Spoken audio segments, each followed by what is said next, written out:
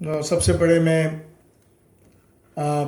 श्रीनिवास प्रभु और उनके परिवार और यहाँ पर जो भक्तगण हैं उनका मैं बड़ा आभारी हूँ कि आप लोग ने समय निकाला हरि कीर्तन हरि कथा के लिए। ये बहुत ही महत्वपूर्ण है जो अपने आध्यात्मिक जीवन में, यद्यपि अगर हम आगे बढ़ना चाहते हैं तो ये कार्य करना बहुत आवश्यक है, खास करके संकीर्तन और भक्तों का संग। चैतन्य महाप्रभु ने बताया है, हमारे शास्त्र बताते हैं कि 5 चीज़ बहुत आवश्यक है। कौन सी? बाद में परीक्षा लूँगा मैं, ठीक है। एक तो सबसे पहले हमें भक्तों का संग करना चाहिए, जो आप लोग कर ही रहे हो। महीने में एक बार तो होता है ना यहाँ पर, और फिर मंदिर में हर हफ्ते, हर सप्ते। दूसरा जो है प्रभु का नाम हरि कीर्तन, संकीर्तन। संकीर्तन का अर्थ हुआ सब लोग। व्हाट इज संकीर्तन मीन? संग में, भक्तों के संग में कीर्तन करा, ये एक अर्थ है। उसके और भी कई अर्थ हैं, समय मिलने पर वो भी बताएंगे। संकीर्तन का ये एक जनरल मीनिंग है कि मिलके, क्योंकि ये कलयुग है। कलयुग के अंदर क्या होता है कि हम अपने आप अकेले कुछ करना जाएंगे तो होता नहीं है। सत्ययुग के अंदर योगी होते थे, वो अकेले बैठ के कई साल तपस्या करते थे और योग में योग धारणा आदि करते थे। तो अब ये युग उसका नहीं है।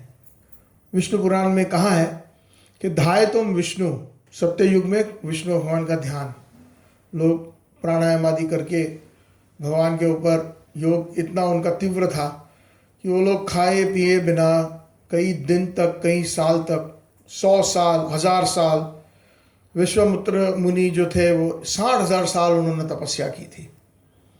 तो वो लोग एक जगह बैठ करके प्रभु विष्णु का स्मरण, कृष्ण का स्मरण कर सकते थे। ध्याय तो विष्णु। त्रेतायाम मखई, सत्ययुग के बाद आया त्रेता युग। त्रेता में युग धर्म, हर एक युग का एक धर्म होता है। तो सत्य युग में क्या धर्म था? तपस्या। सत्य युग में। त्रेतायाम मखई, त्रेता में मखई का मतलब यज्ञ। यज्ञ के द्वारा जो है हमें सिद्धि प्राप्ति होती थी, भगवत प्राप्ति होती थी।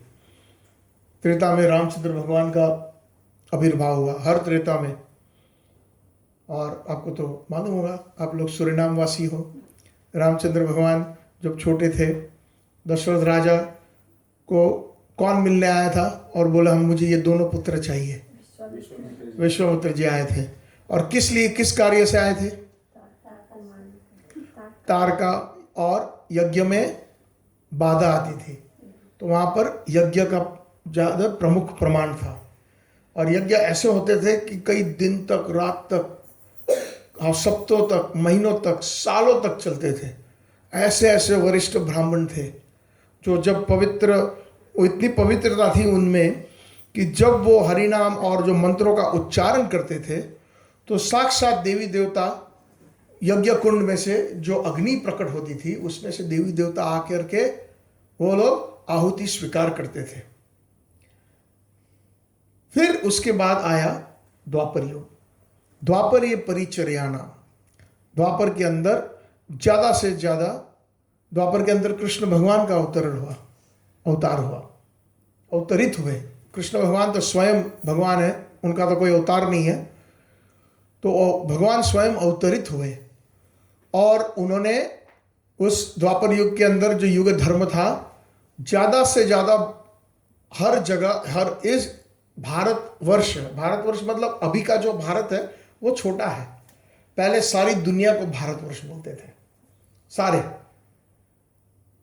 उसको भारतवर्ष बोलते थे। तो भारतवर्ष के अंदर कई जगह पर छोटे छोटे शहरों से लेकर छोटे छोटे, आप लोग इस, जैसे कि ये सबर्ब है होपफुली रॉटरडैम का, और ये आपका जो कॉम्प्लेक्स, इसका क्या नाम है?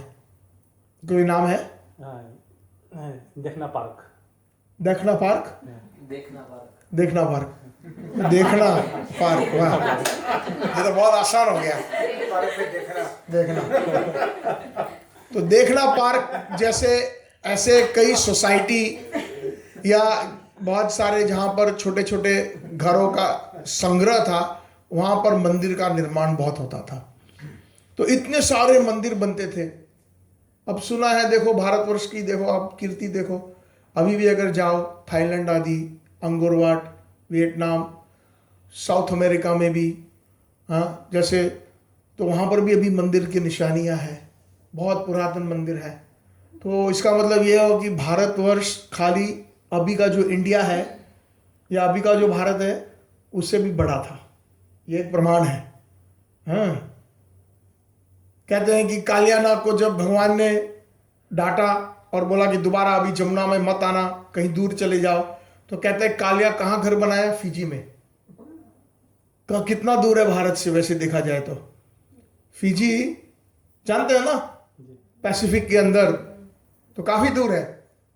तो भारतवर्ष, सारा भारत, तो भारत के अंदर मंदिरों का, और मंदिर के अंदर निर्माण होने के बाद सब लोग, ऐसा नहीं है कि आज के मंदिर तो खाली है, उस समय में सब लोग सुबह 3 साढ़े 3 बजे भोर में उठ करके मंगला के दर्शन ठाकुर जी के करते थे, हरि कीर्तन, और फिर उसके बाद जो वहाँ पर शास्त्री या पुजारी, उनसे हरि कथा सुनते थे रोज।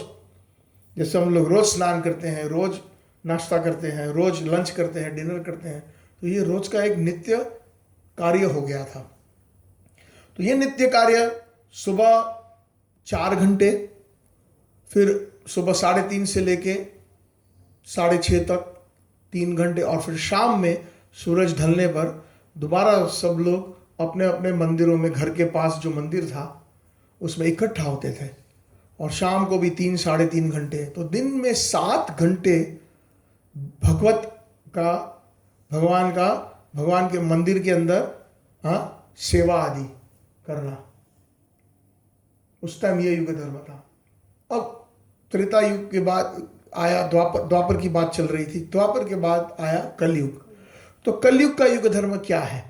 क्या कलयुग का युग धर्म यह है कि हम, आप या कोई भी बैठ सकते हैं विष्णु का ध्यान या योग धारण करके 5 मिनट, 10 मिनट, 15 मिनट तक कई योगा क्लब है, बिठाते हैं, शांति में बैठो, तो एक मन की शांति मिलती है, लेकिन उसके बाद मन भटकने लगता है। कोई भी ऐसा नहीं है आज जो बैठता है घंटों तक, दिन तक, सप्ताह तक, ये असंभव है। कर सकते कलयुग में ये? नहीं कर सकते। क्या कलयुग में हम ऐसे यज्ञ कर सकते हैं, हाँ, जिसमें देवी देवता और ऐसे ब्राह्मण हैं शुद्ध, जो ऐसे मंत्र का उच्चारण करे और देवी देवता प्रसन्न होकर के आपके हाथ से स्वीकारे सामग्रियां? क्या ऐसे हमारे पास पैसे हैं जो दिन तक, सप्ताहों तक, महीनों तक, वर्षों तक इतनी सामग्रियां, घी, गेहूं, चावल आदि, हाँ, अगर हमारे घर में एक पूजा होती है तो जिसके घर में पूजा होती है उसका पसीना छूट जाता है। अरे पंडित जी ने इतने चावल मंगाए, पंडित जी ने इतना घी मंगाया, अरे पंडित जी ने इतना ये मंगाया। अगर मान लो पूरे साल अगर यज्ञ चालू रखना है और पंडित जी ऐसे सारे आए आपके घर और उनको दक्षिणा भी देनी है, तो आप तो बोलेगे भैया ये तो हमारे से होने वाला नहीं है। तो कलयुग का क्या होगा? फिर आपको हम बोले हैं रोज सुबह कल से आ जाओ मंदिर, औदार्य धाम खोलो 3:30 बजे रॉटरडैम के अंदर, हाँ, कौन सा स्ट्रीट नाम भूल गया, स्की खाद क्या, नेहा स्टी खाद। कल सुबह सब लोग आ जाना, सबको लेके आना 3:30 बजे 6:30 तक, और फिर शाम को भी। ऐसा जब तक हम मरेंगे नहीं तब हम करेंगे। करोगे? आप बोलोगे, बोले आप इधर आए दोबारा मत आना। अगर रोज ऐसा करना है तो, है जॉब है, स्कूल जाना है, पैसा कमाना है, कहाँ है टाइम? 7 घंटे रोज मंदिर आना। बोलेंगे महाराज आप यहाँ से जाओ, हमारे से ये नहीं होगा, है? तो फिर इसीलिए कलयुग में भगवान जानते हैं, भगवान भागवत में बताया है कि कलयुग के जीव कैसे होते हैं। बोलते हैं कलयुग में अल्प आयुष्य, सबसे हमारा आयुष्य कम हो जाता है। सत्ययुग के अंदर आयुष्य 1 लाख साल का था एवरेज, उसके बाद जब द्वापर आया, एक जीरो निकाल दो तो 10,000 साल आयुष्य हो गया। उसके बाद द्वापर में एक जीरो और निकाल दो तो 1,000 साल का आयुष्य। और अब कलयुग आया, एक जीरो और निकाल दो, 100 भी कोई मुश्किल से जो पहुंचता है। 90 में पहुंचा तो बहुत बड़ी बात है, 80 में पहुंचा तो कॉन्ग्रेचुलेशंस, और भी बहुत उत्साह से बर्थडे मनाते हैं। तो अब अल्प आयुष्य, ये भागवत में 5,000 साल पहले व्यासदेव ने इसका वर्णन किया था कि अल्प आयुष्य मंद सुमंद मतयो मंद भाग्य ही उपद्रित। और कलयुग के लोग कैसे होते हैं? मंद। अब मैं डच सीखूंगा आपसे। लेजी क्या बोलते हो डच में? आराम से बोलो। लॉय। तो लॉय, तो लॉय, मैं संस्कृत सीख जाऊंगा लेकिन डच नहीं सीख पाऊंगा। तो ठीक है, कोई बात नहीं, आप लोग समझ जाते हो मैं क्या कहना चाहता हूं। I am glad you all understand Hindi. तो लोग जो है बड़े लेजी है। लॉय, लाए और लय। ठीक है, समझ गया। पेट से निकालना है बात, पेट दबा के लय। राधे राधे। तो लोग क्या है, बच्चे को तो मजा आ रहा है ना, तो ऐसा होना चाहिए है। तो लेजी है, मंद। सुमंद मतयो, सुमंद मतयो मतलब मिसगाइडेड। मिसगाइडेड मतलब क्या हुआ भैया अमरिंदर प्रभु? जिसका गाइडेंस जो करने वाले हैं, जो मार्गदर्शन देते हैं, तो गलत मार्गदर्शन, मिसलाइड, टू मिसलीड, जैसे इंग्लिश में मिसलाइड। तो अगर आप किसी को पूछो कि भाई हमारे ये मुसीबत है, नौकरी नहीं है, धंधा नहीं है, मन की शांति नहीं है, तो क्या क्या बताएंगे उपचार? आप ये महाराज की पूजा करो, आप ये मंत्र करो, आप ये तपस्या करो, आप वो उपवास करो। और दूसरा तो और भी बोलने वाले हैं, मुझे 50 यूरो दे दो, मैं आपके लिए मंत्र कर दूंगा।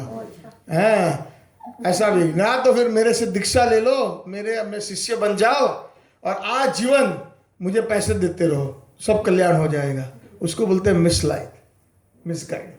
कलयुग के अंदर ऐसे ही है। जब आदमी भावुक हो जाता है, उसके जीवन के अंदर जब मुसीबतें आती हैं, तो कहते हैं ना कि डूबते हुए को भी तिनके का सहारा। फिर कोई कहेगा ये करो, शनि की पूजा करो, उसकी पूजा करो, वो ब्लैक मैजिक करो, काला जादू सूरीनाम में करते हैं ना, सुना है? ओझाई, हाँ, तो ये सब करो, सब ठीक हो जाएगा।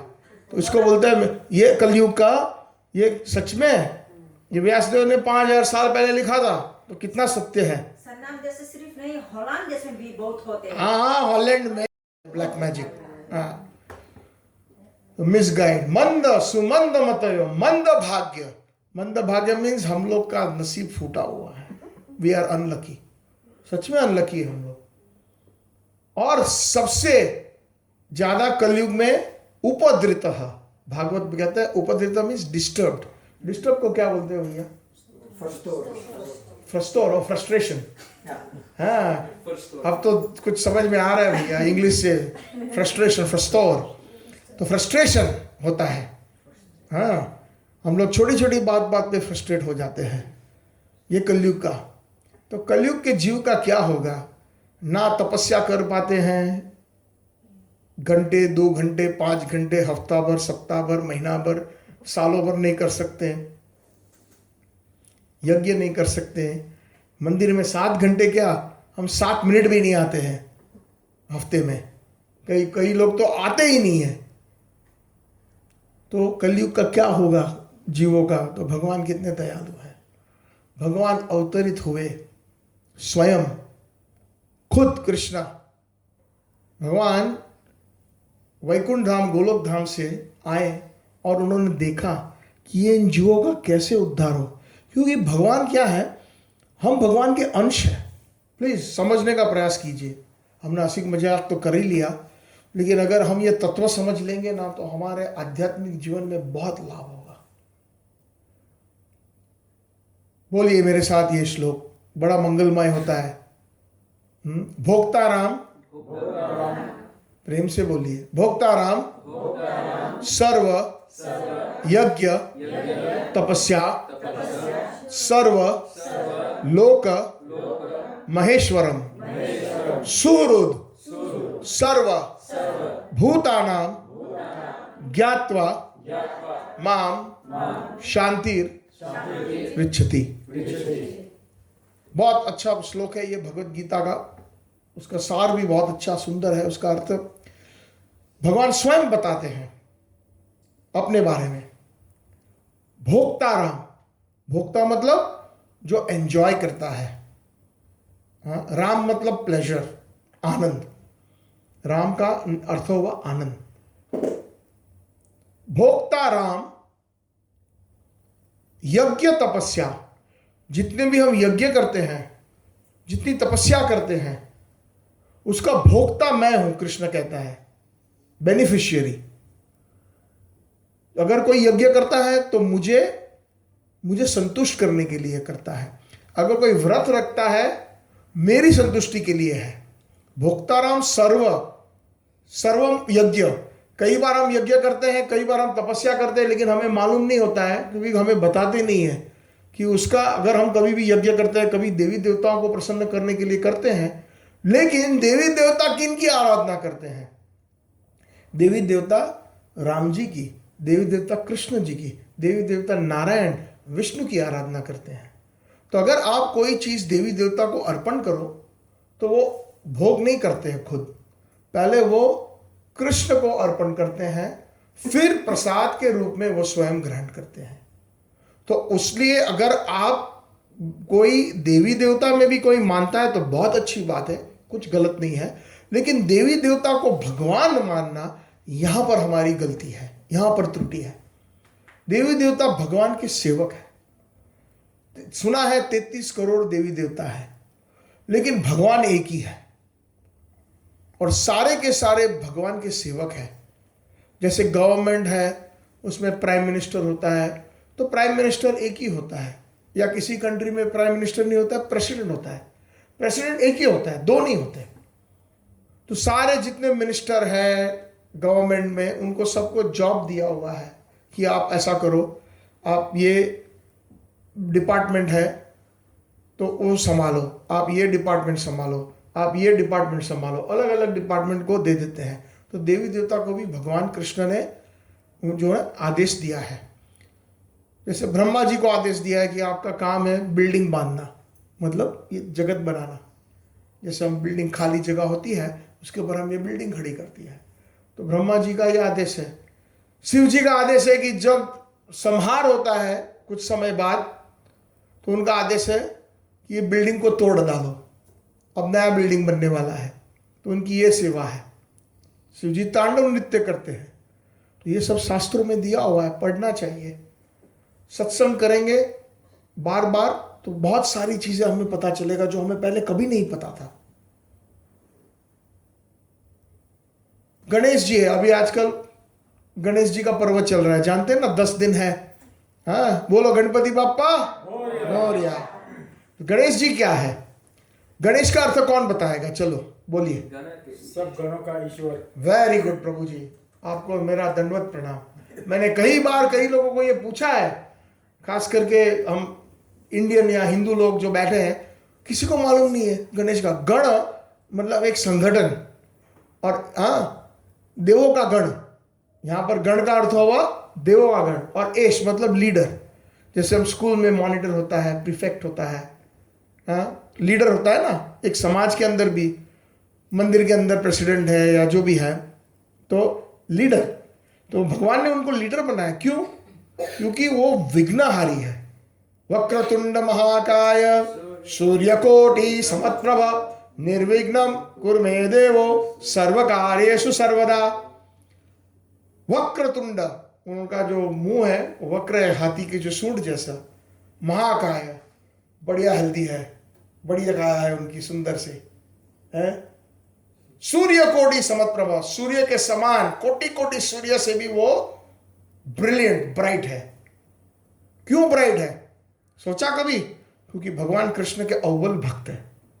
जो भगवान के भक्त होते हैं ना, उनका चेहरा है, उनका शरीर है, उसमें से प्रकाश निकलता है। सूर्य कोटि समप्रभा निर्विघ्नम कुर्मे देवो। मेरे जितने भी विघ्न है और आप प्लीज निकालो। हमारे बहुत सारे विघ्न होते हैं, भौतिक विघ्न और आध्यात्मिक में। जब हम आध्यात्मिक जीवन में आते हैं तो भी बहुत विघ्न आते हैं। कैसे कैसे विघ्न आते हैं आप लोग सब अपने अपने अनुभव से जानते हैं। आसान नहीं होता है, और जितना हम आध्यात्मिक जीवन में घुसेंगे उतनी हमारे और विघ्न आते रहेंगे। तो हमें विघ्नहारी जो होता है उनका हमें सहारा लेना है। तो गणेश जी को यह प्रार्थना करनी है, हे गणेश जी, मुझे कृष्ण भक्ति में जो आप चाहते हो, जो आपके इष्ट देवता है, उसकी भक्ति में बाधा आती है तो आप मेरे पर कृपा करो, क्योंकि आप विघ्नहारी हो। सर्व कार्य से जो भी कार्य हो मेरा शुभ कर दो।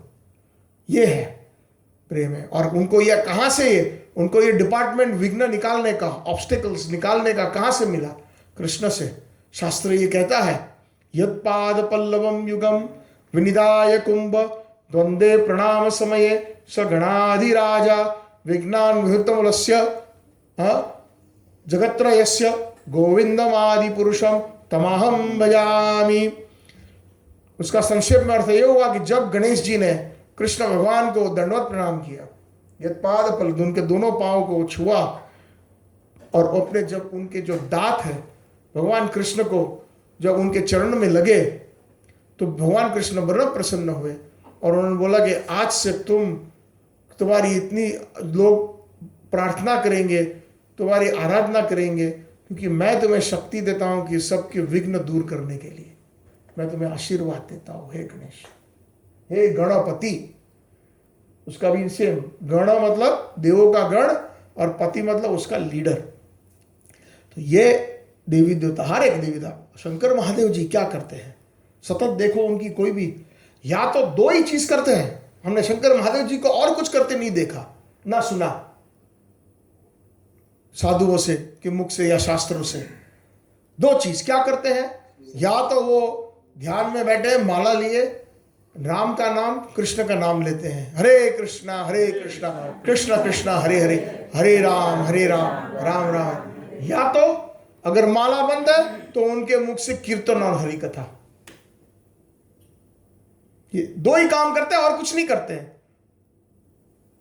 अब ये देखो जड़ जगत, और उनकी जो पत्नी है दुर्गा देवी, अधिष्ठात्री देवी है हमारे इस संसार की, इस भौतिक जगत की, इस दुनिया की, वो जगदम्बा मां है। तो उनको पावर दिया हुआ है कृष्ण ने कि जो कुछ भौतिक चीजें चाहते हो उनको दे दो कर्म के अनुसार। कोई खिलौना चाहता है, बच्चे लोग रोते तो उसको आपका काम है खिलौना दे देना। बच्चा खिलौना कब तक खेलेगा? हम लोग बच्चे हैं, हमें गाड़ी, बंगला, रुपया, पैसा, यूरो, डॉलर, उसी में हमको खेलना है, उसी में हम खुश रहते हैं। तो दुर्गा जी को कहा है कि जब तक ये बच्चे ये खेलना चाह रहे हैं इन सब चीजों में, तो उनको देते रहो और वो आपकी आराधना करते रहेंगे और आप देते रहना। लेकिन उनके पति कौन है? शिव जी। शिव जी को कभी देखा है कि उनके पास लैम्बोर्गिनी फरारी है? नहीं है। बैठते किसके ऊपर? बैल के ऊपर। शिव जी को देखा है कभी वर्साचे गुची पहना है, महंगे महंगे कपड़े? नहीं। स्मशान में रहते हैं, स्मशान की विभूति लगाते हैं, ना कैल्विन क्लाइन या ह्यूगो बॉस। उनका जो आभूषण क्या है? राख, और वो भी स्मशान का है। उनके आभूषण क्या है? रोलेक्स है या क्या है आभूषण? सांप, बिच्छी, और ऊपर से जो भूत प्रेत मरे हुए हैं उनकी खोपड़ियां हैं। ऐसा भयानक लेकिन सरल।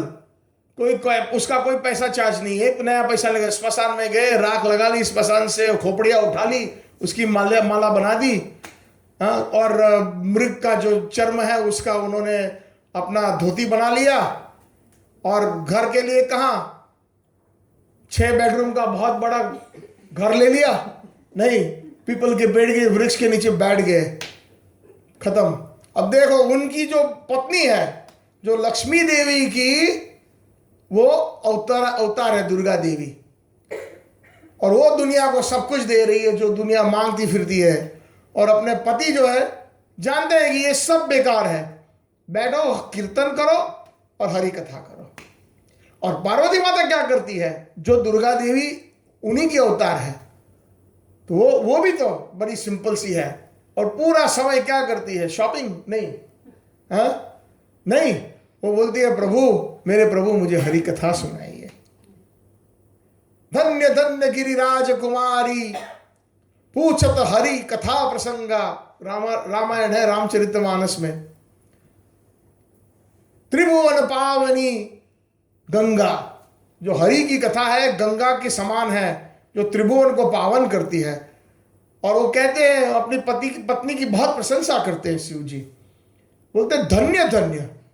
आजकल ऐसे पति मिलते हैं, वो धन्य देवी, धन्य मेरी wife, all glories to you, all glories to you. कौन करता है, हैं? नहीं ना, देखो सबके मुंह हंस रहे हैं, कोई नहीं कहता। इतना अच्छा खाना पका दिए, कपड़े इस्त्री करती है, आयरनिंग है, सब कुछ, लेकिन कभी ऐसा प्रभु नहीं कहता कि धन्य धन्य मेरी अर्धांगिनी, कभी ऐसा नहीं कहते। अच्छा खाना हो तो कैसा बना है पूछना पड़ता है, ठीक है अच्छा है बस। तो धन्य धन्य, पार्वती जी की प्रशंसा करते हैं शिव जी, क्यों? बोलते हैं पूछत हरि कथा प्रसंगा, आप मुझे पूछती हो, हरि कथा बोलने के लिए मुझे प्रेरणा मिलती है क्योंकि आप मुझे पूछती हो। हरि की कथा, धन्य धन्य गिरिराज कुमारी। गिरिराज मतलब पार्वती के माता पिता जो है वो हिमाचल जी थे, इसलिए गिरिराज, गिरिराज कुमारी। ये पोएट्री है, हमारे जो संत है क्या लिखते हैं, धन्य धन्य पार्वती नहीं कहा उनको, गिरिराज कुमारी, धन्य धन्य गिरिराज कुमारी पूछत हरि कथा प्रसंगा। तो यह हरि कौन हुआ? कई लोग मानते हैं कि शिव जी भगवान है, तो फिर भगवान की प्रशंसा ऐसे कैसे हो सकता है? हरि मतलब कृष्ण, हरि कथा प्रसंगा, हरि कथा प्रसंग, प्रकृष्ट रूपे न संग इति प्रसंग। जो संग हमें बहुत अच्छी जगह ले जाए नित्य धाम में, सत्संग, प्रसंग, प्रसंग मतलब भगवान की लीलाएं। इसीलिए धन्य हो हे पार्वती, हे गिरिराज कुमारी। ये हमारे देवी देवता जो है, कहने का मतलब यह है भगवान के सेवक हैं, प्रसन्न होते हैं, और जो जो भगवान ने उनको कहा है वो उस हिसाब से हमें देते हैं। लेकिन जो बुद्धिशाली होता है वो सोचता है, जब उसको ये इंफॉर्मेशन मिलती है, तो जो भक्त होता है वो सोचता है कि हाँ, एक भक्ता शिव जी का बहुत बड़ा, तो शिव जी ने प्रसन्न होकर प्रकट होकर कहा, उसका नाम था Narsinh Mehta. I don't know आप लोगों ने सुना है कि नहीं सुना है, गुजरात के थे, आज से लगभग 500 साल पहले, शिव जी के बड़े वरिष्ठ भक्त। तो शिव जी प्रकट हुए उसके सामने, हे नरसिंह बता क्या चाहिए तुझे, मैं बहुत प्रसन्न हूं। तो बोलते हे महादेव जी, अगर मुझे कुछ देना है तो आपको जो सुलभ है और जो सबसे दुर्लभ है वो दीजिए।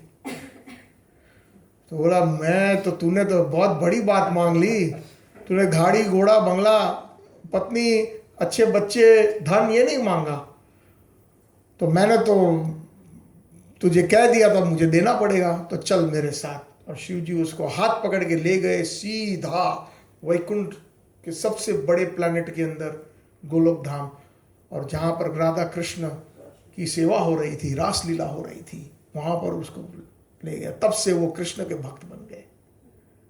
तो और शिव जी बड़े प्रसन्न हुए। यद्यपि अगर हम कृष्ण के भक्त बनते हैं तो हमारे जो भी देवी देवता जिसको हम इतने सालों से वर्षों से हमारे माँ बाप या हमारे जो पूर्वज मानते थे, वो बड़े खुश होंगे, हमारे ऊपर बड़े प्रसन्न होंगे कि अरे ये अभी बच्चा खिलौना नहीं चाहिए, उसको असली चीज़ चाहिए, तो उसको अभी असली चीज़ ला करके दे देते हैं। वो कृष्ण की भक्ति ये है। और कृष्ण भक्ति कैसे मिलती है? भगवान कितने दयालु है। मैंने यहाँ पर बात छोड़ी थी और फिर मैंने थोड़ा विस्तार में गया था, कलयुग के जीवों के लिए कैसे उनका उद्धार होगा। तो भगवान ने सोचा कि मुझे कुछ करना चाहिए। ये लोग ध्यान नहीं कर पाएंगे हजारों साल तक, ना यज्ञ कर पाएंगे, ना मंदिर में रोज 7-8 घंटे जा पाएंगे। तो उन्होंने सोचा कि मुझे खुद आना पड़ेगा भक्त बन करके, मुझे खुद आना पड़ेगा भक्त बन के। और आए स्वयं कृष्ण भगवान बन के चैतन्य महाप्रभु। चैतन्य महाप्रभु आए और उन्होंने भगवान की भक्ति कैसे करना वो सिखाया। श्री कृष्ण चैतन्य प्रभु जीवे दोया कोरी, स्व पार्षद सियो धाम सह अवतारी, अत्यंत दुर्लभ प्रेम कोरी बारे दान, सिखाए शरणागति भगत एरो प्राण। हमारे एक आचार्य भक्ति विनोद ठाकुर जी कहते हैं, श्री कृष्ण चैतन्य प्रभु जीवों के ऊपर दया करके स्व पार्षद सियो धाम, अपने पार्षदों के साथ। भगवान जब भी आते हैं ना, अकेले नहीं आते। जैसे कोई बड़ा किंग है या प्राइम मिनिस्टर, प्रेसिडेंट, कभी अकेला नहीं आता, उसके साथ उसके मिनिस्टर होते हैं, उसकी फैमिली होती है, क्योंकि वो इतना प्यार करते हैं उनसे कि उनके बिना रहा नहीं जाता। तो चैतन्य महाप्रभु के साथ कृष्ण भगवान के भाई कौन है? पीछे से बोले आप, आगे से नहीं। कौन है उनके भाई? पीछे। कृष्ण भगवान के भैया कौन है? भैया बोलो। बलराम। तो बलराम जी आए नित्यानंद प्रभु बनके। तो ये देखिए गौर निताई, गौरांग महाप्रभु। गौरांग मतलब जो सोने जैसा है उनका रंग, उनको शॉर्ट फॉर्म में गौर बोलते हैं प्यार से। और निताय नित्यानंद प्रभु बलराम। ब्रजेंद्र नंदन सचिसुत होइलो सोई बलराम होइलो निताय। ब्रजेंद्र नंदन मतलब कृष्णा, सचिसुत, सचिसुत मतलब चैतन्य महाप्रभु, उनकी माता का नाम सची था। और बलराम होइलो निताय, बलराम जी आए नित्यानंद प्रभु। और क्या किया? दीनहीन जिता छिलो हरि नामे उद्धारिलो, तारा साक्षी जागाए बधाए।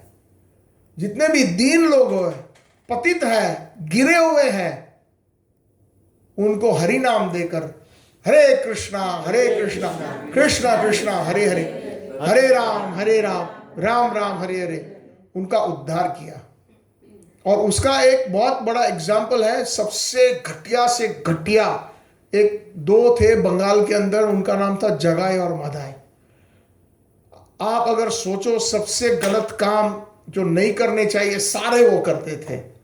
स्त्रियों के ऊपर बलात्कार, इतना शराब पीना, और संतों को गाली देना, और चोरी करना, डकैती करना,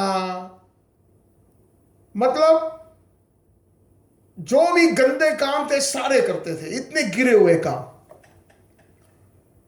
तो चैतन्य महाप्रभु ने उनके भाई नित्यानंद प्रभु से कहा कि भाई मुझे बहुत चिंता हो रही है, ये सब जीवों का क्या होगा। तुम ऐसा करो, घर घर के ऊपर जाओ और नॉक करो और उनको बोलो कि आप हरे कृष्णा कृष्ण कृष्ण हरे हरे, हरे राम राम हरि का नाम लो। तो नित्यानंद प्रभु और एक बहुत बड़े आचार्य, उसको बोलते हैं नाम आचार्य, हरिदास ठाकुर। हरिदास ठाकुर वैसे उन्होंने जन्म लिया था, मुसलमान थे वो, लेकिन चैतन्य महाप्रभु की कृपा से वो हरि नाम उन्होंने शुरू कर दिया। और दिन में वो जो है रोज 3 लाख नाम लेते थे। 3 लाख नाम लेना मतलब हम जब महामंत्र पूरा करते हैं ना, हरे कृष्णा कृष्णा कृष्णा हरे हरे, तो ये 8 हो गया। फिर हरे राम राम राम हरे हरे, 8 + 8 16। तो जब आप एक महामंत्र बोलते तो 16 नाम हुए। 16 नाम, थोड़ा नाम के बारे में बताएंगे। तो ये 16 नाम, तो ऐसे करके 3 लाख बार नाम लेना। मतलब अगर आप देखो 3 लाख नाम मतलब 18 घंटे होते हैं। रोज वो 18 घंटे खाए पिए बिना ना।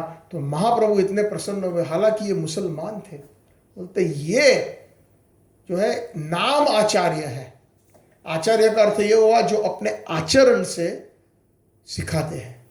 ऐसा नहीं कि खाली बोलते हैं, कुछ लोग होते खाली बोलते हैं, और कुछ लोग बोलते हैं और करके दिखाते हैं, उसको आचार्य बोलते हैं। तो उनका नाम महाप्रभु ने दिया नाम आचार्य। तो नाम आचार्य हरिदास ठाकुर और उनके भाई नित्यानंद प्रभु को बोला, घर पे जाओ सबके, ठोको दरवाजा और सबको विनती करो कि हरे कृष्णा बोलो, भगवान का नाम बोलो। तो एक बार हरिदास ठाकुर और नित्यानंद प्रभु जब उन्होंने ठोका तो वो लोगों ने बोला कि वहां मत जाना, ये जगह मदा का घर है, संतों का वहां जाना ठीक नहीं है। तो उन्होंने कोई परवाह नहीं की। जो असली संत होता है ना, दिन में उनकी क्वालिटी भगवान की क्वालिटी है, भोक्ता राम सर्व यज्ञ तपस्या, सारे यज्ञों और तपस्या का मैं भोक्ता हूं। वो श्लोक के बारे में भी हम बताने हैं, कई बार टॉपिक से टॉपिक नहीं गया। तो भगवान क्या है, भगवान की क्वालिटी क्या है, मैं भोक्ता हूं सर्व यज्ञ और तपस्या का, और सर्वलोक महेश्वर, जितने सारी सृष्टि है उसका मैं महाईश्वर हूं, ये मेरा है बना हुआ सब कुछ। लेकिन मैं सुहृद सर्वभूतानां, भगवान की एक बहुत बड़ी क्वालिटी है कि मैं सबका सुहृद हूं। सुहृद का मतलब शुभ इच्छक, आई विश एवरीबॉडी वेल। सुहृद सर्वभूतानां ज्ञात्वा माम शांति रचिति। अगर ये कोई जान ले कि भगवान सबके सुहृद है, सबके शुभ चिंतक है, तो आपको असली शांति मिलेगी। तो भगवान सबके शुभ चिंतक होने के कारण वो चैतन्य महाप्रभु बन के आए, भगवान की भक्ति कैसे करना, और उनके साथ साथ उनके पार्षद, उनके मित्र, उनके भाई और उन जितने सारे, उन्होंने भी जन्म लिया। तो नित्यानंद प्रभु जो आए तो उन्होंने हरिदास ठाकुर के साथ कहा कि जाओ। तो जब वो गांव में गए तो उन्होंने कहा कि उस घर पे मत जाना भैया, लोगों ने कहा बड़े बदमाश है, लेकिन फिर भी गए क्योंकि वो लोग सुहृद सर्वभूतानां है। समझने का प्रयास कीजिएगा। हम कभी कभी मंदिर जाते हैं, किसी के दुर्गुण देख लेते हैं तो हम कहते हैं उसके पास मत जाना, ठीक नहीं है वो, अंदर कुसुर कुसुर करते हैं कान के अंदर। मंदिर में आने के बाद भी ऐसी वो कभी कभी बात सुनने को मिलती है। तो हमारे में ये वैष्णव क्वालिटी नहीं है, हमारे में महाप्रभु नित्यानंद प्रभु की क्वालिटी नहीं है। सुहृद सर्वभूतानां, ऐसा नहीं है कि अच्छे भूत, भूत का मतलब यहां जीव हुआ, सर्व हर एक प्रकार के। तो यही भाव से नित्यानंद प्रभु ने कहा नहीं, मैं जाऊंगा।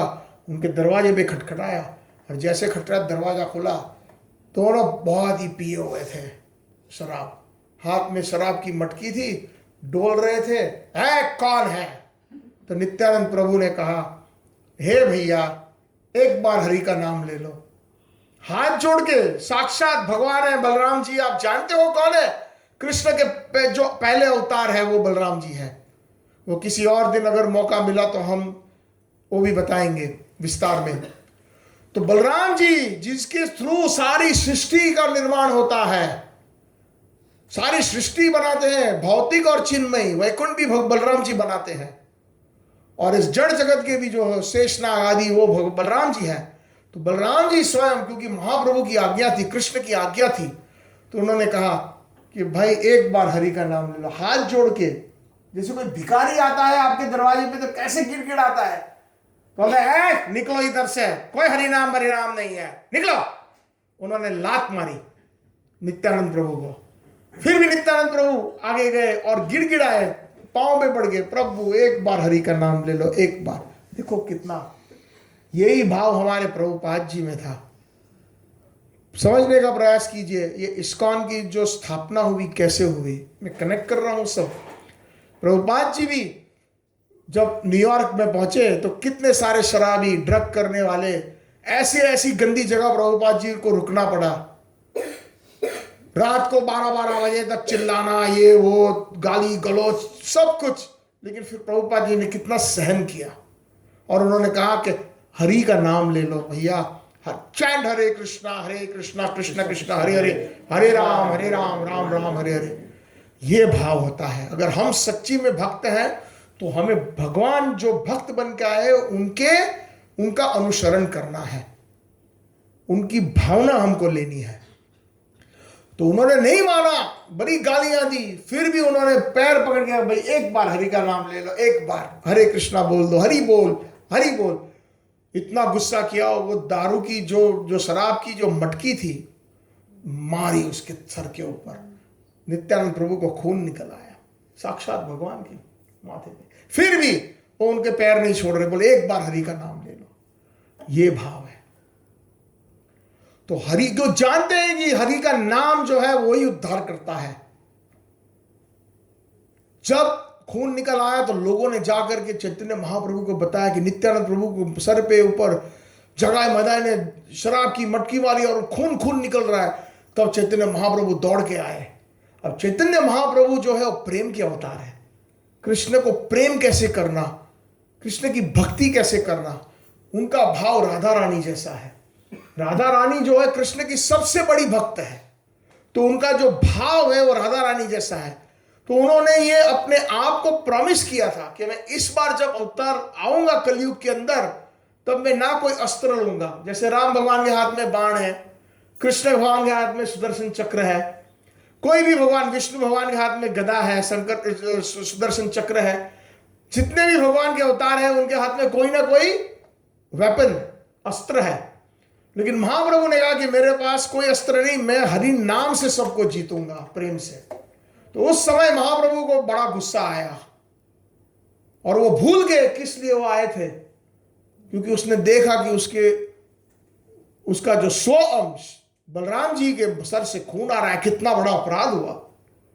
तुरंत वैकुंठ की ओर देखा और उन्होंने सुदर्शन चक्र मंगा लिया। सुदर्शन चक्र दौड़े दौड़े आ रहा है और नित्यानंद प्रभु ने क्या किया, तुरंत महाप्रभु के पैर पकड़ लिए। महाप्रभु क्या कर रहे हो आप, मत, भेज दो सुदर्शन को वापस, मत मत। देखो याद करो, आप आए हैं इस अवतार में बिना अस्त्र लिए, आपको सिर्फ हरि नाम से उद्धार करना है। मैं आपसे गिड़गिड़ाता हूं, मत मत, इनको मुझ कुछ मत करो। बोले नहीं, वैकुंठ से निकल चुका है चक्र, अब इनका वध हो जाएगा, मेरे से ये सहन नहीं होगा। भगवान अपने भक्त का इंसल्ट कभी सहन नहीं कर सकते, इसलिए भक्तों का कभी अपराध नहीं करना चाहिए। अगर हमारी नहीं बनती है तो चुप रहो, दूर से दंडवत करो, लेकिन कभी भी किसी की निंदा मत करो, जिससे हमारी जितनी भी भक्ति है वो नष्ट हो सकती है। भगवान प्रसन्न नहीं होते हैं उससे। नित्यानंद प्रभु बहुत गिड़गिड़ा रहे हैं, महाप्रभु के पैर पकड़ लिए। महाप्रभु बड़े गुस्से में हैं, उनको इतना क्रोध आया है। और फिर जब जगाई मदाई ने देखा, देखो ये कैसे कैसे है, सिर्फ हमारे से बोल रहे एक बार हरि का नाम लो, और वो अगर सुदर्शन चक्र आ रहा है मारने के लिए, उनके लिए वो विनती कर रहे हैं हमारे लिए। तब उन्होंने फिर प्रार्थना करी, नित्यानंद प्रभु हमें माफ कर दो, हमें बहुत बड़ी गलती हो गई। और वहां से उसी समय बोला हम सब गलत काम छोड़ देंगे, हरे कृष्णा कृष्ण कृष्ण हरे हरे, हरे राम राम। और उन्होंने जब मुख से हरि नाम करना शुरू कर दिया, तब से वो बड़े अच्छे वैष्णव बन गए, भगवान के परम भक्त बन गए। तो ये हरि नाम कलयुग के जगाए मदाए, हम लोग कितने लोग ऐसे हैं। जब प्रभुपाद जी आए यही थे सारे जगाए मदाए, और पराई स्त्री के साथ संग करना, शराब पीना, हैवी ड्रग्स करना, इतना हैवी मीट आदि खाना, सारे ऐसे जगह मदाए थे न्यूयॉर्क के अंदर।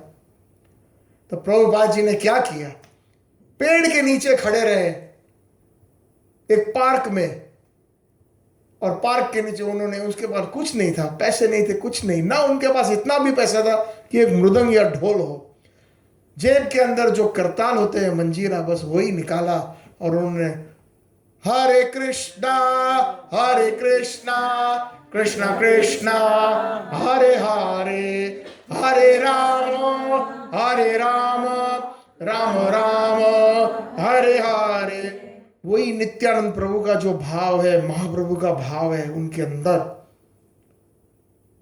वो प्रकट हुआ कि इन जीव जो भटके हुए हैं, मेरे गुरु ने मुझे कहा था जब मैं छोटा था कि आप जाओ पाश्चात्य देश में, अमेरिका, फॉरेन, लंदन वगैरह, और सबको महाप्रभु के बारे में बताओ, उनकी भक्ति के बारे में बताओ, हरि नाम के बारे में बताओ, क्योंकि कलयुग का यही जो है निवारण है, यही निवारण है, और कोई उपाय नहीं है।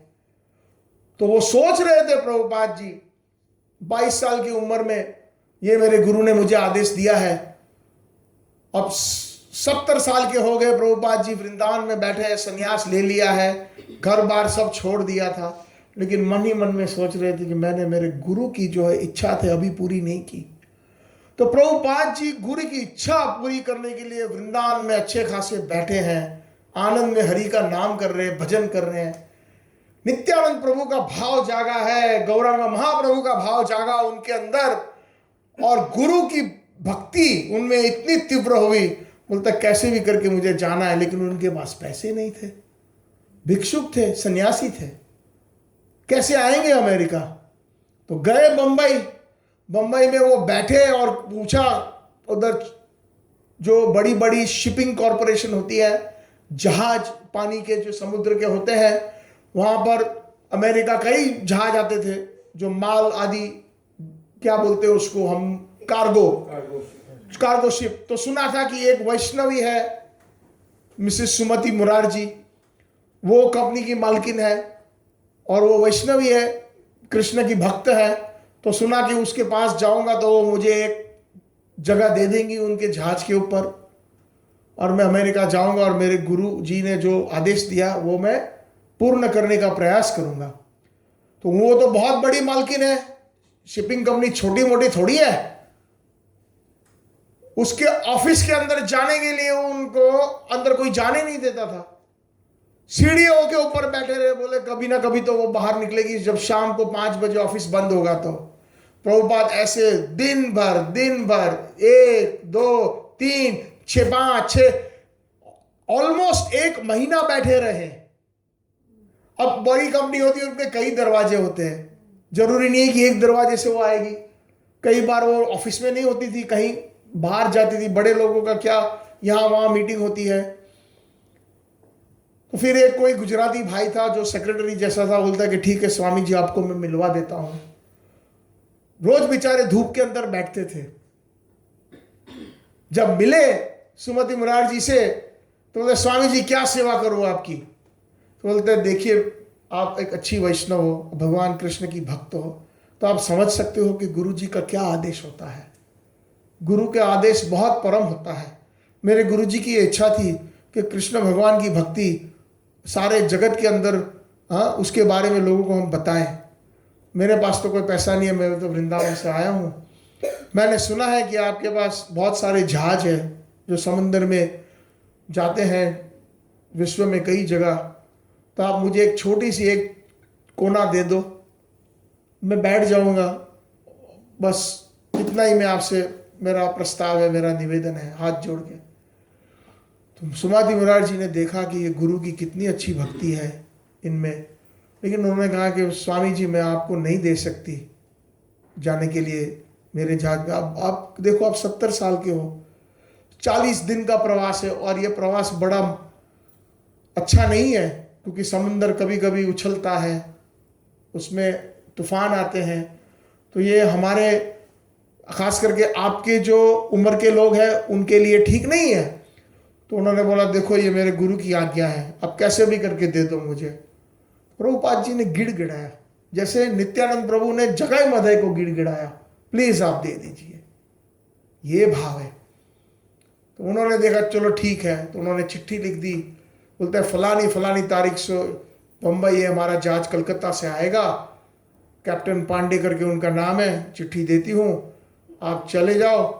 और मैंने पर्सनली, उन्होंने लेटर दिया प्रभुपाद जी के लिए। उन्होंने कैप्टन पांडे को लिखा कि ये देखो ये अच्छे संत है, कृष्ण के भगवान के भक्त है, उनको छोटा सा एक कमरा दे देना और उनके लिए सब्जी आदि, क्योंकि वो मीट वगैरह खाते नहीं है, और उनके लिए थोड़ा प्रबंध कर देना कि वो अपना खुद का खाना पका सके, भगवान को अर्पण करे ऐसा। तो प्रभुपाद जी 40 दिन का जल प्रवाह किया, और उन्होंने बीच में 2 हार्ट अटैक भी आए। समंदर इतना उछल रहा था, उनको प्रभुपाद जी को वॉमिटिंग हुआ, हार्ट के अंदर पेन हुआ। लेकिन उनकी भक्ति देखिए, जब वो, तो प्रभुपाद जी रात को लेटे हुए थे उस तूफान के अंदर, जहाज के अंदर, तब चैतन्य महाप्रभु आए, और महाप्रभु ने प्रभुपाद जी को सपने में कहा कि सब ठीक हो जाएगा, अब जो है जल भी बड़ा शांत हो जाएगा, आप चिंता मत करो। और प्रभुपाद जी ने देखा कि जहाज को जैसे कोई नौका चलाने वाला होता है, हाँ, ऐसे महाप्रभु ने इस जलदूत करके जो बड़ा वाहन था कार्गो का, उसका जो है महाप्रभु स्वयं नौका चालक बन गए। ऐसा उनको उस टाइम सपना आया उसी जहाज पे। और थोड़ी देर के बाद शांत हो गया मौसम, और उनको जो है प्रभुपाद जी लिखते हैं, उन्होंने अपनी एक छोटी डायरी बनाई थी और किसी को मिली नहीं। जब वो चले गए यहाँ से, जब उनका तिरोभाव हो गया, तब उस डायरी में से उन्होंने, प्रभुपाद ने अपना अनुभव लिखा था। उस डायरी का नाम है जलदूत डायरी। तो उन्होंने लिखा था उसके अंदर कि अगर मुझे तीसरा हार्ट अटैक आता था तो मैं बच नहीं पाता शायद, लेकिन महाप्रभु की कृपा से, गुरु की कृपा से मैं बच गया। जब वो आखिरी दिनों में 40वां दिन हुआ, अमेरिका में अभी तो समुद्र में आ रहे थे और दूर से देखा बॉस्टन शहर दूर से नजर आया। तब प्रभुपाद जी ने एक सुंदर कविता लिखी, बहुत अच्छा, मार्किने भागवत करके, और उसका भाव इतना अच्छा है, ये सब पढ़ना चाहिए। भाव उसमें, और किसी को पता नहीं था ये, ऐसा नहीं कि उन्होंने सबको दिखाया, वो तो उनके जाने के बाद उनके कपड़ों में, उनके डायरी में ये मिला। उन्होंने लिखा प्रभुपाद जी ने बंगाली में, क्योंकि प्रभुपाद जी की मातृभाषा बंगाली थी, कि हे प्रभु, आपने मुझे यहाँ क्यों बुलाया है? ये पाश्चात्य देश जैसे अमेरिका है, हॉलैंड है, ये जितने भी फॉरेन कंट्रीज है, वेस्टर्न कंट्रीज है, सारे के सारे लोग तमोगुणी है, रजोगुणी है। ना उनमें कोई भक्ति है, ना भगवान के बारे में जानने की इच्छा है। मैं कैसे उनको बताऊंगा आपके बारे में, वो कृष्णा, क्या वो समझ पाएंगे? ये लोग इतने मतलब डूबे हुए हैं भौतिक चीजों के अंदर, कैसे समझेंगे ये वासुदेव कथा, कैसे समझेंगे ये सब? लेकिन अगर आप मुझे, मेरे गुरुजी की ये इच्छा है कि मैं ये हरि कथा करूं, और हरि नाम में महाप्रभु की जो इच्छा है उसका मैं वितरण करूं, तो आप ही मेरी वाणी को सार्थक कीजिए। मेरे में खुद में कोई बल नहीं है। लोगों ने मुझे, हालांकि भारत के अंदर मेरे गुरु भाइयों ने मुझे नाम दिया है बड़ा कवि का, भक्ति वेदांत का, लेकिन ना मुझे मुझ में कोई भक्ति है, ना मुझ में कोई शक्ति है। मैं तो सिर्फ एक भिक्षुक हूं। ऐसे करके उन्होंने प्रार्थना लिखी भगवान से, और ये प्रार्थना भगवान ने लिखी उन्होंने। और फिर जब वो उतरे बॉस्टन पे, प्रभुपाद जी कहते थे कि मुझे दाएं जाए या बाएं जाना मुझे पता नहीं था।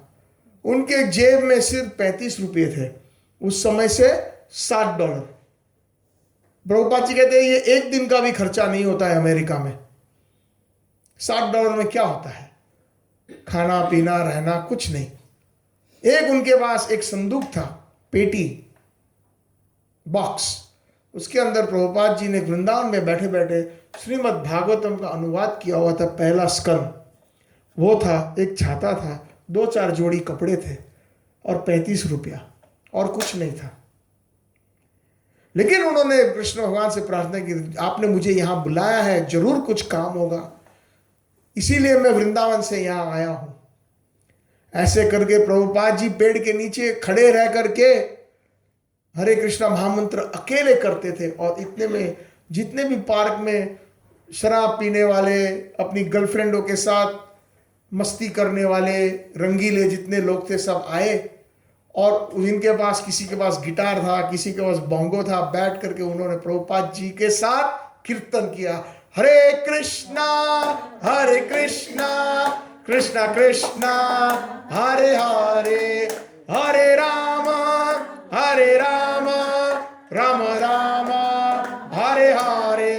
ऐसे करके ये लोग आकर्षित हुए हरि नाम से। फिर लोगों ने पूछा, स्वामी जी आप कहाँ से हो? इंडिया से हो? बोलता है yes I am from India. तो यहाँ क्या करने आए हो?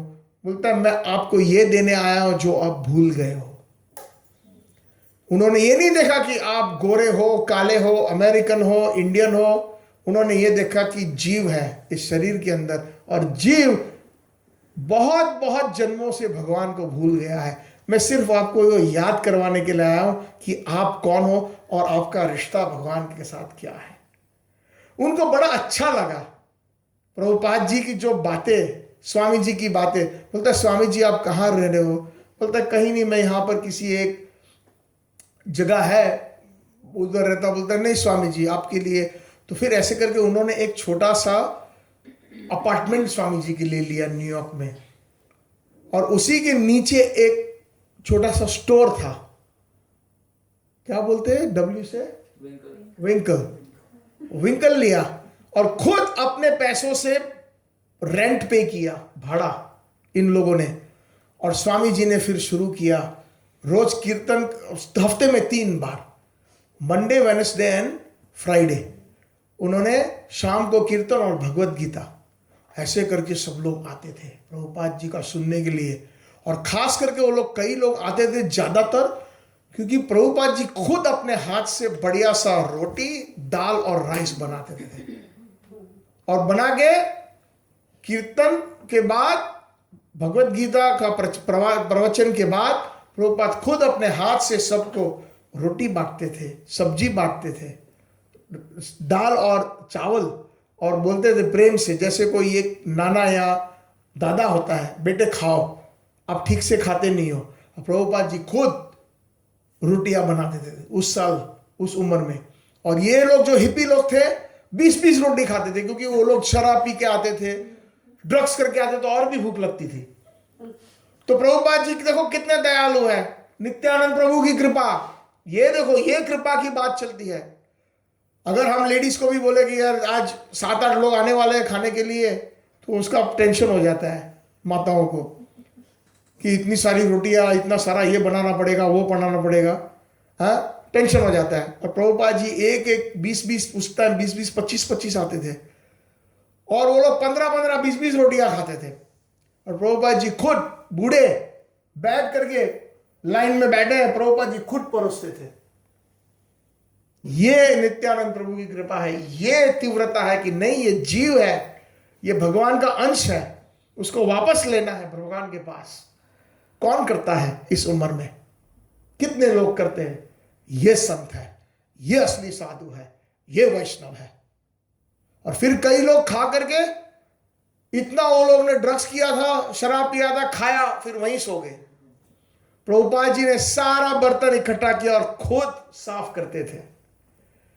तो ये जब भावना होती है ना, तब कृष्ण ऐसे भक्तों को अपना निकट का होता है इतना संबंध, तब उनको ऐसे डिफिकल्ट कार्य देते हैं। ये हमारे प्रभु, तभी प्रभुपाद जी फिर जब देखा इन्होंने कि ये देखो हमारे से ना कुछ पैसा मांगते हैं, कुछ नहीं मांगते हैं, हमको उल्टा खिलाते हैं, हमको अच्छी अच्छी बातें बताते हैं, और हमको सबसे अच्छा उनको कीर्तन लगता था। ऐसे करके लोग इकट्ठा हुए। फिर प्रभुपाद जी बोलते थे, देखो ये शराब पीना, पराई स्त्री के साथ संग करना, ड्रग्स करना, ये सब गलत है। तुम लोग को अगर जीवन के अंदर और भी तुमको ड्रग्स से हाई मिलता है ना, आप क्या बोलते हो उसको ड्रग्स में, हाई जो चढ़ता है ना नशा, तो आपको मैं ऐसा नशा दूंगा जो कभी उतरेगा नहीं। ये नशा करते हो आप, अभी किया 2 घंटे के बाद उतर जाता है, या कल सुबह तक उतर जाता है, फिर आपको दोबारा करना पड़ता है। फिर किसी के पास पैसा है, नहीं पैसा है, फिर वो झूठ बोलता है, डकैती करता है, क्योंकि जिसको ड्रग्स का जो क्या बोलते हैं नशा एक बार लग जाता है तो कुछ भी कर देता है। तो मैं ऐसा नशा दूंगा जो कभी उतरेगा नहीं। तो स्वामी जी ये तो उधर उस जगह में न्यूयॉर्क 26 सेकंड एवेन्यू के पास बात आने लगी बाहर जाकर कि कोई नया ड्रग स्वामी जी बेच रहा है। तो लोग आने लगे, ये क्या है? नहीं, मजाक की बात नहीं है। तो लोग, क्योंकि क्या है कि जो नशा करता है ना, उसको और भी स्ट्रांग चाहिए कि कोई नया चीज निकला है, ये रोज करते मजा नहीं आ रहा है, या अगर मैं 4 बोतल पीता हूं, हाँ, तो ये अगर एक ही बोतल में ऐसा नशा मिले तो कितना अच्छा है, सस्ता भी पड़ेगा और तो ज्यादा नशा। तो ऐसी बात है कि हाँ, बात फैलाई कुछ लोगों ने कि 26 सेकंड एवेन्यू जो विंकल है, स्टोर है, वहां पर एक स्वामी जी आए हैं। तो ये लोग ऐसे जादू टोना, कोई स्वामी होता है वो सोना निकालता है, वो विभूति निकालता है, तो बोला ये स्वामी ड्रग्स निकालता है, कोई ऐसा जो उतरने वाला नहीं है। तो ज्यादा लोग आने लगे, और फिर वो लोग सच्ची जब कीर्तन होता था स्वामी जी का और सब लोग बजा देते तो सब लोग को ऐसा नशा चढ़ गया कीर्तन का, उतरता ही नहीं था, घंटों तक कीर्तन चलता था। असली नशा हरि नाम का प्रभुपाद जी ने दिया। फिर उन्होंने कहा कि और भी अगर आपको नशा का आस्वादन करना है तो आप ये सब छोटे छोटे नशे छोड़ दो, दारू पीना, शराब पीना, ड्रग्स करना, फिर देखो। तो प्रभुपाद जी ने ये सिखाया, नो मीट ईटिंग, कोई भी मांस मदिरा नहीं खाना, मच्छी नहीं खाना, नो गैम्बलिंग, जुआ नहीं खेलना, नो इंटॉक्सिकेशन, कोई भी तरह का मदिरा पान नहीं करना, और नो इलिसिट सेक्स, कोई भी पराई स्त्री के साथ संग मत करो, पाप है। स्त्रियम दूतम पानम सुनम यत्र धर्म चतुर्विधा, प्रभुपाद जी ने बताया पूरा शास्त्र से, ये महाभारत का श्लोक है। स्त्रियम पराई स्त्री के साथ संग करना, द्यूतम जुआ खेलना, पानम मदिरा पान करना, शूनम मांस खाना, यत्र ये अधर्म, ये धर्म के खिलाफ है, विरुद्ध है, चतुर्विधा, ये 4 चीजें। जब ये लोग ने स्वामी जी का सुनने लगे, धीरे धीरे सब कुछ छोड़ दिया। स्वामी जी ने फिर उन्होंने दीक्षा दी हरि नाम की, और ये लोग वैष्णव बन गए। और दूसरों को वैष्णव कैसे बनना है, भगवान के कैसे भक्त बनना है हरि नाम के थ्रू, ये इस्कॉन है। प्रभुपाद जी ने 1967 के अंदर न्यूयॉर्क में इस्कॉन की स्थापना की, और प्रभुपाद जी ने नियम बताए, और प्रभुपाद जी ने सबको स्वीकारा। ऐसा नहीं कि तुम गोरे हो, काले हो, आउट, तुम हिंदू नहीं हो, तुम हरि का नाम नहीं कर सकते, नहीं। प्रभुपाद जी के एक जानने वाले थे मुंबई में, प्रभुपाद जी की एक बहुत अच्छी आदत थी, सुबह सुबह वो मॉर्निंग वॉक के लिए निकलते थे जहां भी होते थे वर्ल्ड में। तो मुंबई के अंदर एक डॉक्टर पटेल थे। तो डॉक्टर पटेल बहुत विद्वान थे, वेद में पढ़े हुए थे, और उन्होंने दूसरे धर्मों का भी अध्ययन किया था, क्रिश्चियन, इस्लाम आदि। तो प्रभुपाद जी के साथ संवाद होता था, और प्रभुपाद जी को अच्छा लगता था, इसलिए कि उनके पीछे पीछे और भी शिष्य थे, ये जितने सारे विदेशी शिष्य उनके पीछे पीछे, तो उसमें से उनको कुछ सीखने को मिलता था। तो उनके साथ ऐसा रिश्ता था डॉक्टर पटेल का कि कुछ भी पूछ लेते थे प्रभुपाद को।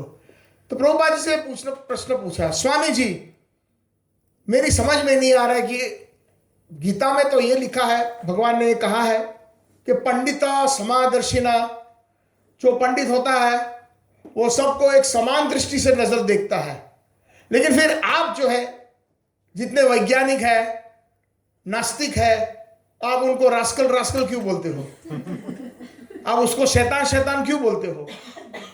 जो स्वामी होता है, जो पंडित होता है, तो वो तो सबको समान देखता है। तो स्वामी जी बड़े हंस के बोले, our version of pandit samadarshina is that we give Krishna conscious equally to everyone.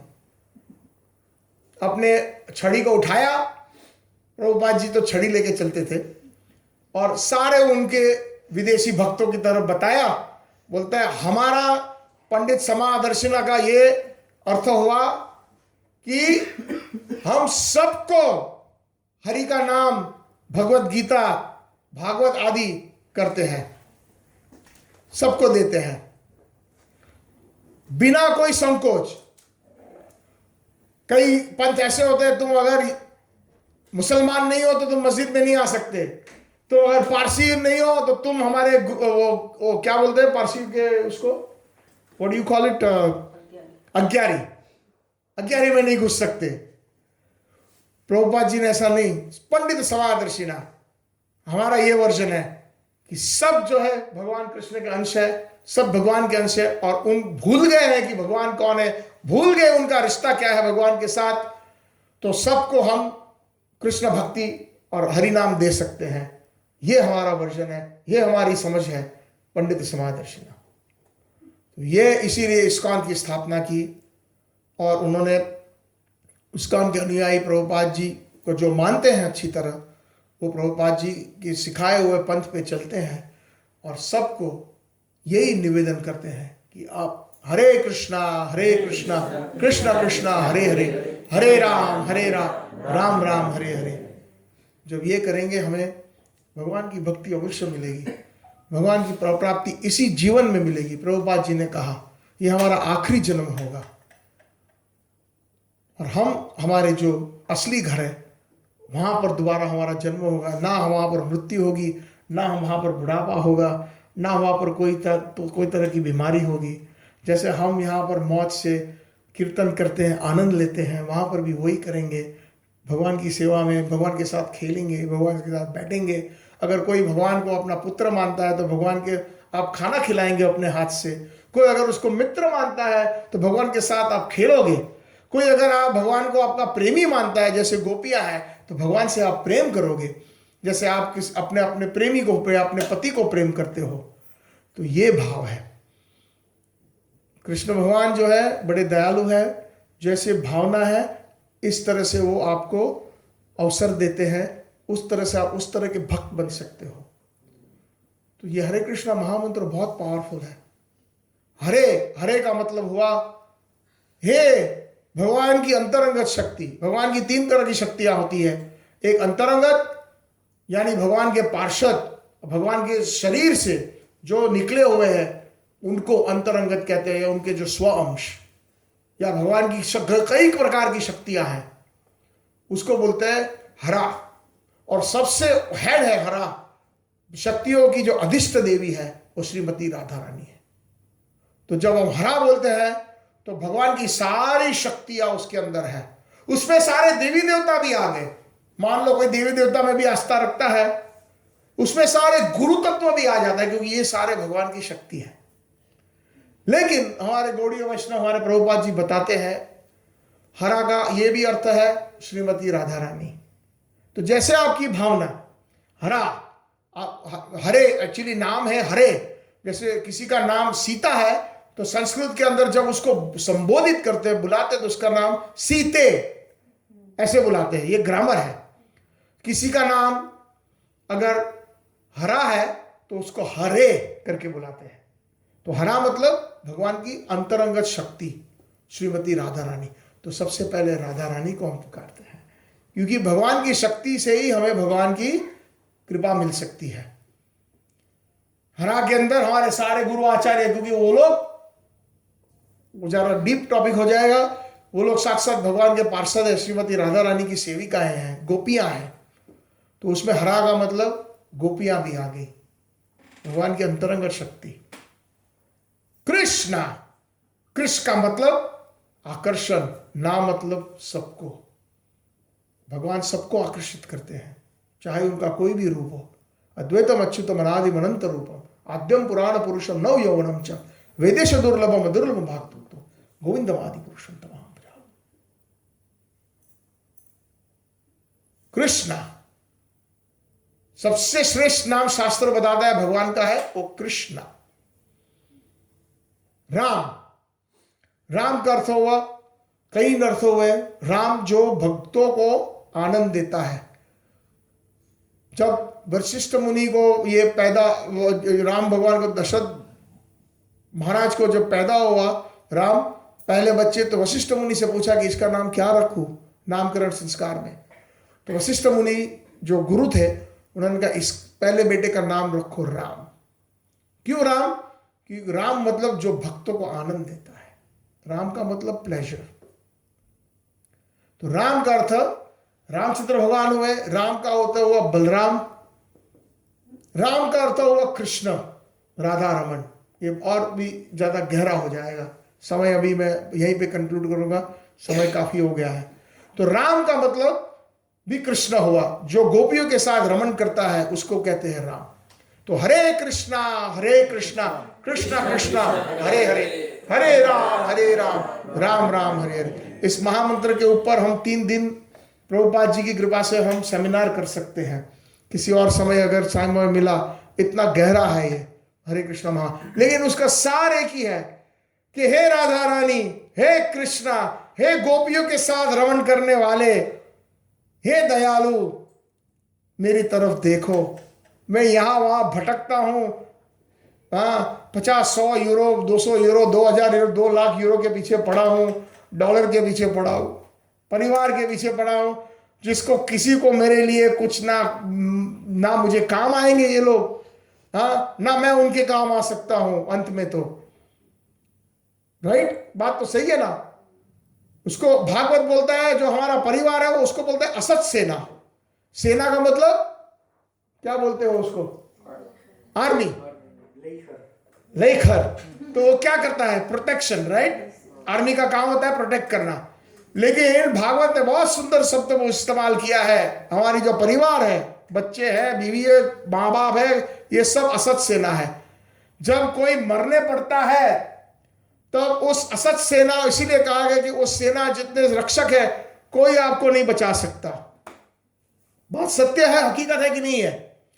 कोई कह सकता है वो, अगर वो आदमी मर रहा है, बोलता है मेरी पत्नी अब मूर्तियां आ रही है मुझे बचा लो, क्या कर सकती है बेचारी पत्नी? बच्चे मुझे बचा लो, क्या कर सकते हैं बच्चे? अरे कोई मेरे तुम मित्र हो, बचा लो मुझे, क्या कर सकते हैं? इसीलिए वो असत सेना है, हमारे लिए कोई कुछ नहीं कर सकता। तो मैं इनकी सारी सेवा कर रहा हूं और मुझे आनंद मिल नहीं रहा है, इतना खुशी थोड़ी सी मिल रही है। मुझे नित्य खुशी चाहिए, मुझे नित्य आनंद चाहिए। हे प्रभु, आप नित्य हो तो आप मेरी ओर देखो और मैं विनती करता हूं कि आप मुझे आपकी सेवा में जोड़िए। ये अर्थ हुआ हरे कृष्ण महामंत्र का। भगवान को नाम से संबोधित करके भगवान की जो अंतरंग शक्ति है उनको सब शक्तियां और शक्ति को संबोधित करके हम सेवा का हम सेवा के लिए प्रार्थना करते हैं कि प्रभु बहुत भटके, बहुत जन्म लिए, बहुत माँ बाप आए मेरे जन्मों में, बहुत भाई बहन आए, बहुत बच्चे आए, पुनः पुनः जन्म, पुनः पुनः मरणम, जननी जठरे शयनम। शंकराचार्य जी कहते हैं कि पुनः पुनः जन्म लेता हूं, पुनः पुनः मरणम। और जननी मतलब माता, कितनी कितनी माताएं मेरे इस प्रवास में आई। जननी जठरे शयनम, जठर मतलब अम्बिलिकल कॉर्ड, जो माँ के पेट में कितनी बार मैंने शयन किया है। कभी कुत्ते की माँ की पेट में, कभी गधे की माँ के पेट में। अच्छे कर्म किए तो मुझे मनुष्य जन्म मिला। अगला जन्म जरूरी नहीं है कि हमें मनुष्य जन्म मिलेगा। जब तक हम भगवान की भक्ति नहीं करेंगे तो हमें मनुष्य जन्म नहीं मिल सकता, ये गारंटी है। ये शास्त्र कहता है, मैं नहीं कहता हूं, ये सीरियस बात है। बहुत बहुत दुर्लभ है मनुष्य जन्म। और जो मनुष्य जन्म जिसको मिला है, अगर वो भक्ति करेगा तो ये उसका आखिरी जन्म हो सकता है। अगर मान लो पूरी पूरी भक्ति नहीं भी कर पाए तो अगला जन्म गारंटीड उसको मनुष्य जन्म तो मिलेगा ही मिलेगा। और जहां से उसने छोड़ा है वहीं से वो उसको नेक्स्ट, क्योंकि इस जन्म में अगर जितना पैसा बनाया, परिवार है, एजुकेशन है, जब मृत्यु आती है सब ये छोड़ के जाना पड़ता है। अगले जन्म में आपको दोबारा पैसा कमाना पड़ेगा, नए माँ बाप मिलेंगे, नया स्कूल मिलेगा, नया सब कुछ सीखना पड़ेगा। लेकिन भक्ति ऐसी चीज है, अगर आपने मान लो 10% ये जीवन में किया तो भगवान की कितनी कृपा है, अगले जन्म में भी आपको मनुष्य जन्म मिलेगा। आप 11% से शुरू करोगे, मान लो फिर आपने 40% भक्ति की तो उसमें अगले जन्म में आपको मनुष्य जन्म मिलेगा और आप 41% से शुरू करोगे। लेकिन प्रभुपाद जी ने कहा कि आप प्रेम से बिना अपराध किए कम से कम 16 माला करो हरे कृष्ण महामंत्र का। और ये 4 चीज मत करो, मांस मत खाओ, मदिरापान मत करो, पराई स्त्री के साथ या पराया पुरुष के साथ संग मत करो, और जुआ मत खेलो, और सिर्फ आप हरे कृष्ण महामंत्र करो। इतना काफी है। और इसी जन्म में आपको सफलता मिलेगी और इसी जन्म के अंत के बाद आप चले जाओगे भगवत धाम। और वो इतना ही नहीं, क्योंकि आप आसक्त हो अपने परिवार से, आपके भाई है, बहन है, माँ बाप है, बच्चे हैं, पति है, पत्नी है। आप अगर भक्त बन गए और वो शायद भक्ति न भी कर पाए, लेकिन हमारी कृपा इतनी रहेगी कि वो भी तर जाएंगे अगर आप खुद भक्ति करो तो।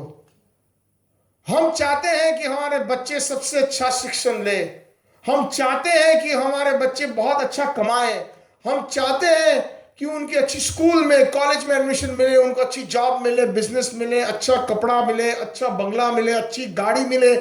ये और कई माँ बाप जो है ये अंतरकरण से वो चाहते हैं और वो करते भी है। कई बार 2-2 जॉब करते हैं, रात को सोते नहीं है, लेकिन वो चाहते हैं कि मेरे अच्छा। तो सबसे अच्छा क्या है बच्चों के लिए? सबसे अच्छा क्या है आपके मित्रों के लिए? सबसे अच्छा क्या है आपके माँ बाप के लिए?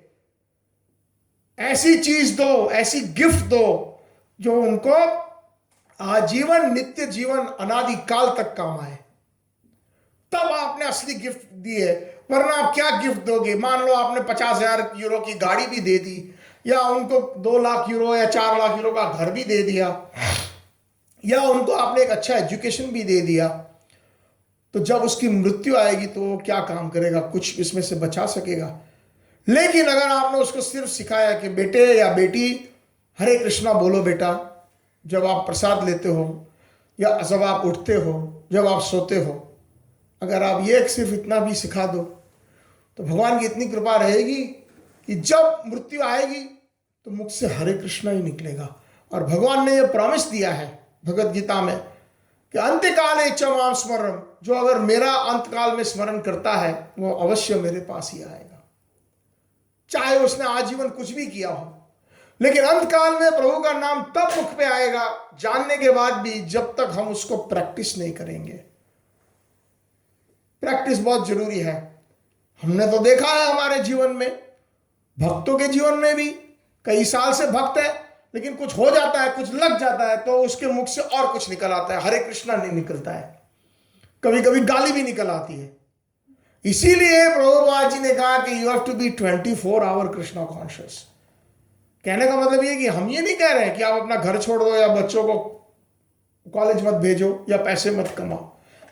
जरूर करो, लेकिन ये अवश्य करो, हरि का नाम का जप, भक्तों का संग, कम से कम ये दो तो करो। हो सके तो आगे महाप्रभु ने बताया कि घर में ऐसे सुंदर से विग्रह लाई, उनकी पूजा करें, भगवत गीता भागवत जैसे ग्रंथों को पढ़े, और जब भी समय मिले तीर्थों में जाइए, वृंदावन आदि दर्शन कीजिए। तीर्थ में जाने में इतना अच्छा है, भगवान जहां रहते थे, निवास करते थे, लीला करते थे, संतों से हरि कथा सुनिए, हरि नाम करिए। ये 5 चीज जीवन सफल बनाइए। Thank you very much. Hare Krishna. Srila Prabhupada ji की, चैतन्य महाप्रभु नित्यानंद प्रभु की, गौर प्रेमानंदे। Hare Krishna. Thank you very much. कोई प्रश्न हो किसी का तो? हाँ, किसी का यदि प्रश्न खोल के आप पूछ सकते हो, या किसी का कोई कमेंट हो। अगर मेरे से कोई त्रुटि हुई है, गलती हुई, तो मैं क्षमा चाहता हूं। और यद्यपि अगर आपको इसमें से कुछ भी अच्छा लगा है तो ये श्रेय जाता है गुरु जी को, प्रभुपाद जी को, हमारी परंपरा को। हरे कृष्णा। कोई प्रश्न खोल के पूछ सकते हैं, ऐसे संकोच मत कीजिए। कभी कभी लोग पूछते हैं, बोलते हैं ये ठीक रहेगा ये प्रश्न, या ठीक नहीं रहेगा, या ये स्टूपिड क्वेश्चन है। There is nothing stupid. जो भाव से आप पूछते हो तो उल्टा अच्छा होता है। कभी कभी प्रश्न पूछने से, ये प्रश्न कई लोगों के मन में भी होता है, तो उनका भी समाधान हो जाता है। तो आप ये सेवा करते हो, जब प्रश्न करते हो कभी, तो अगर है तो प्रभु जी, हाँ जी बोलिए। कभी कभी इस प्रभु ने हम पर कृपा करते हैं कि कथा को सुनाते हैं।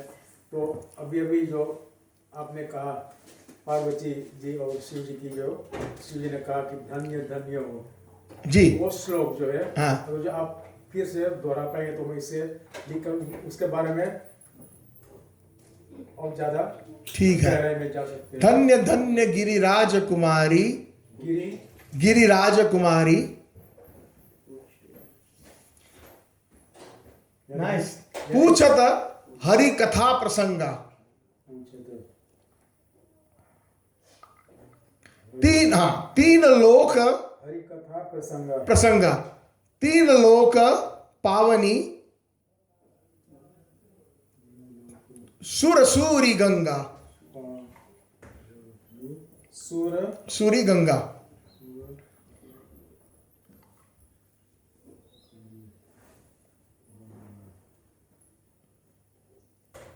गंगा के मतलब इसमें क्या है, इस श्लोक में? इस श्लोक में मतलब यह है कि हम लोग पवित्र नदियों में, गंगा जी में जाते हैं स्नान करने।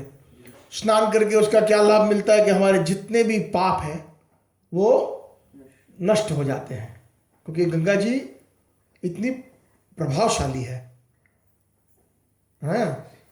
तो गंगा जी क्यों इतनी प्रभावशाली है? क्योंकि वो वैकुंठ से जो कारण जल है, महाविष्णु जिस पे शयन करते हैं, तो वहां पर वैकुंठ में जब भृगु मुनि ने वहां पर जब जो जो क्या बोलते हैं वैकुंठ का जो स्काई है उसमें होल बन गया था, तो वहां से वो पानी जल आ रहा है जो विष्णु चरण का जो जल धोया हुआ है। इसीलिए और विष्णु चरण के जल से अगर हम थोड़ा भी उसको दर्शन भी कर ले मात्र, तो हमारे पाप नष्ट हो जाते हैं हमारा। तो हरि कथा जो है वो गंगा जी के समान है, उसका कंपैरिजन किया गया है। जब हम हरि कथा सुनते हैं तो हमारे पाप नष्ट हो जाते हैं। पाप, बल्कि सिर्फ पाप ही नहीं, पाप और पुण्य जो है उससे भी ऊपर जा सकते हैं वो हरि भक्ति में, शुद्ध भक्ति के अंदर। बल्कि सिर्फ हरि कथा नहीं, जो हरि कथा पिए हुए हैं, भागवत को हरि कथा बोलते हैं। और भागवत दूसरा नाम उसको बोलते हैं जो भागवत अपने जीवन में उतार के भागवत की कथा करते हैं, उनको भी भागवत बोलते हैं। तो गंगा जी एक हमारे, आपने याद करवा दिया, आचार्य नरोत्तम दास ठाकुर जी ने लिखा है, गंगार परश होइले पश्चाते पावन, दर्शन पवित्र करो ऐ तुम्हारा गुण। वो स्तुति करते हैं वैष्णव की, आचार्य की, जो शुद्ध भक्त है, वो उनके गुणगान गाते हैं। बोलते हैं कि क्या है आपके गुण? बोलते हैं कि गंगार परशे होइले पश्चाते पावन।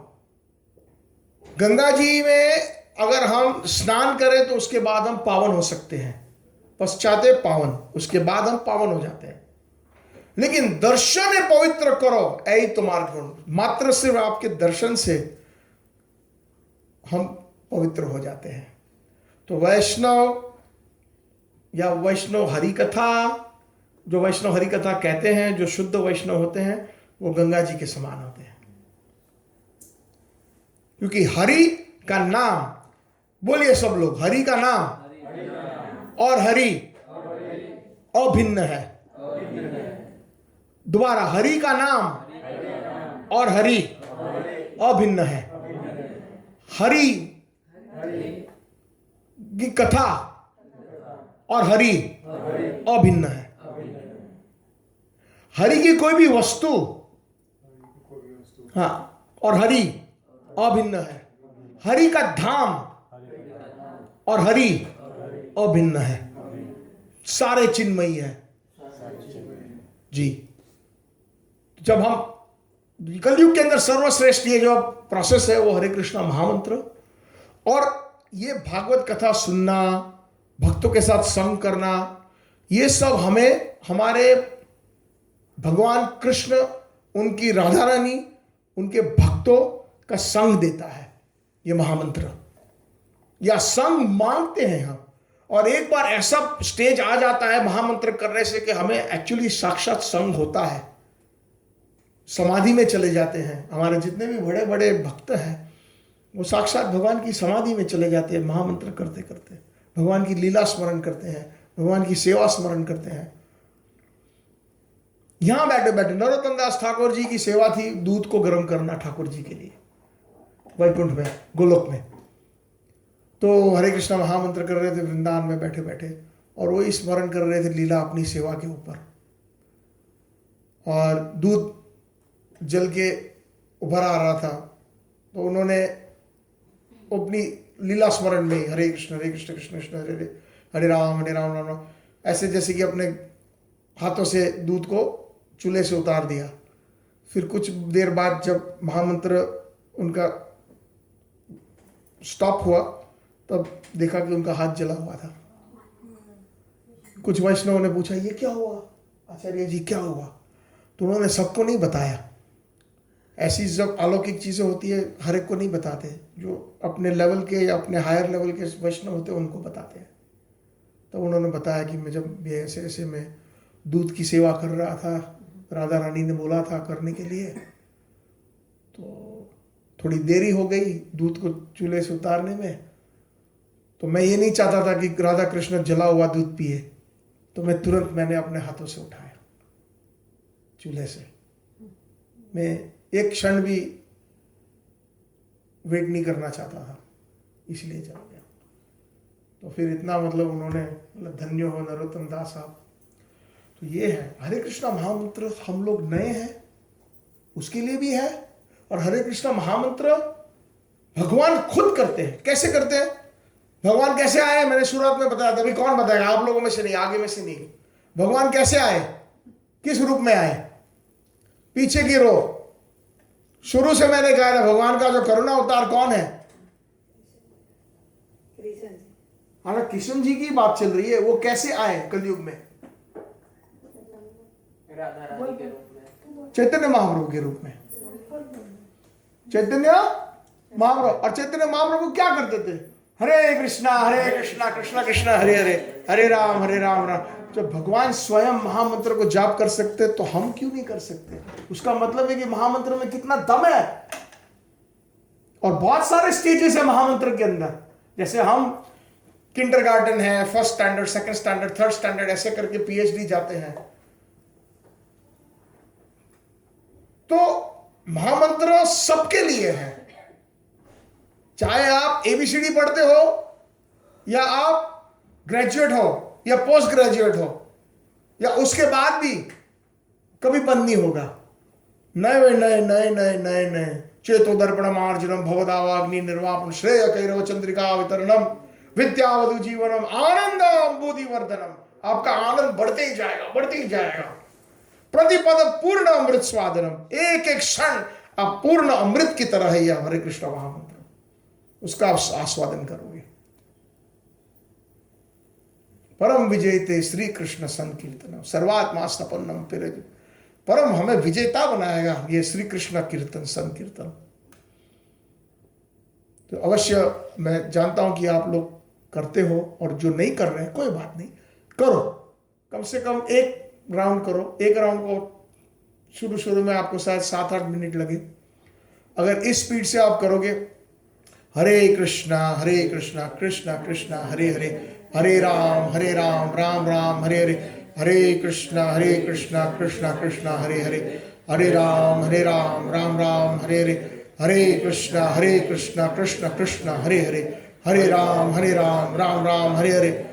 ये 108 बार करने से आपको लगभग 5 से 5.5 मिनट में हो जाएगा ये स्पीड में। और उच्चारण स्पष्ट रखें। ऐसे आप उच्चारण करें जो खुद आपके कान से सुन सके। ये बहुत जरूरी है, क्योंकि ये जो साउंड वाइब्रेशन है उससे हमारा चित्त शुद्ध होता है। और ये साउंड वाइब्रेशन से हमारे घर के अंदर जैसे ये फूल है, प्लांट्स है, उसका भी उद्धार होता है। वो भी जीव है जो महामंत्र से उनको अगला जन्म मनुष्य का मिलेगा, भक्त का मिलेगा। तो हरे कृष्णा महामंत्र is a win win situation for everybody. सबके लिए ये विजेता, परम विजेते श्री कृष्ण संकीर्तन सबको विजेता दिलाता है। तो ये इसको इंपॉर्टेंट है। आप चाहे हम लोग हिंदू हैं, कई बार हम देवी देवताओं के भी ओम गणेशाय नमः, ओम नमः शिवाय, ओम नमः शिवाय, हर हर भोले, ओम नमः शिवाय, सारे बहुत सारे मंत्र अच्छे हैं, वो भी करो अगर आपको करना है तो। प्रसन्न करो, और जब वो करते हो तो उनका स्मरण करो, बोलिए आपको जो पसंद है वो मुझे दो, मैं छोटी मोटी चीज नहीं मांगने वाला हूं। तो अब शिव जी बोलेंगे बेटा तू महामंत्र ही कर जो मैं करता हूं। देखो फिर उसका कितना आनंद आता है। भोलेनाथ जी आपको, शंकर महादेव जी भी आपको कृष्ण के पास ले जाएंगे।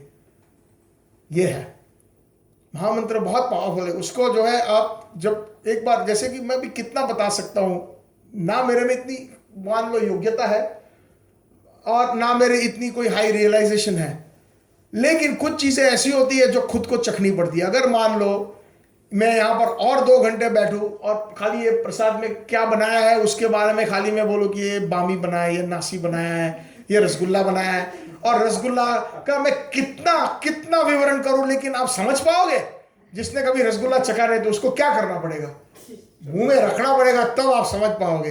तो ये हरे कृष्णा महामंत्र आप खुद ट्राई करो, और जैसे ही ट्राई करते रहोगे आपको और भी स्वाद आएगा और आपको आनंद आएगा। फिर आपको बोलने की जरूरत नहीं, अपने आप गाड़ी में जाते जाते, बस में जाते, स्कूल में जाते, काम करते करते नींद में आते ही रहेगा।